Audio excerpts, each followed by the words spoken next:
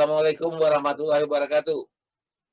Waalaikumsalam. Bersama aku pagi ini ada Pak Iman Mulia Rosidi dengan istrinya, dengan Nyonya. Uci nama lengkap apa sih? Saya Suci, orang taunya Suci Kadarsih, jadi biar lebih familiar aja. Gitu. Jadi ini adalah untuk diketahui oleh para yang melihat ini, Iman ini dan Uci ini adalah wartawan dan masih wartawan, ya. Dulu mereka bertemu di Istana Negara, ya kan, gitu ya, nggak salah. Persis bang. Ya, pada waktu sama-sama meliput, karena mereka adalah wartawan-wartawan di sana. Saat itu Iman adalah wartawan di Radio Trijaya. Kemudian Uci waktu itu di mana sih? Aku di Global TV saat itu. Di Global TV.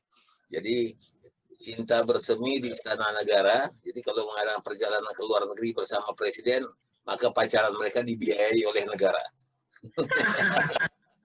Sahai bang. Oke, begini.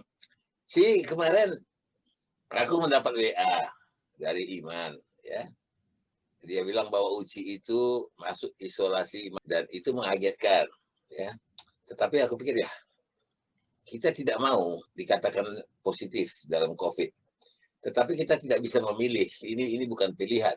Aku pikir ini perlu ditanya. Uci bagaimana minute by minute, ya, prosesnya apa yang dirasakan gitu ya. Ini banyak orang yang tidak tahu. Orang-orang yang tidak pernah melakukan swab atau apa, dia nggak tahu apa sih gejalanya. Mungkin dia pikir pilek biasa, atau dia mungkin batuk biasa, atau demam biasa. Nah, tentu ada ciri-cirinya itu ya. Nah, jadi aku berpikir siapa yang mau ditanya. Pada saat itu aku kehilangan kawan. Siapa kawan aku yang pernah terindikasi positif?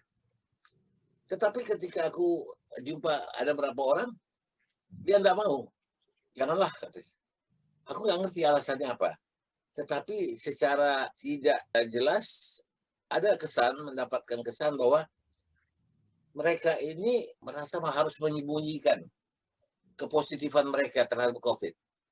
Jangan diumbar. Kenapa? Aku jadi mikir, kan ini COVID ini kan bukan penyakit yang memalukan. Bukan penyakit yang ya kayak AIDS atau dan lain-lain. Kan begitu. Ya kenapa harus disembunyikan gitu? Mungkin yang dikhawatirkan mungkin tindakan yang diambil oleh kantor atau masyarakat yang mulai menjauh.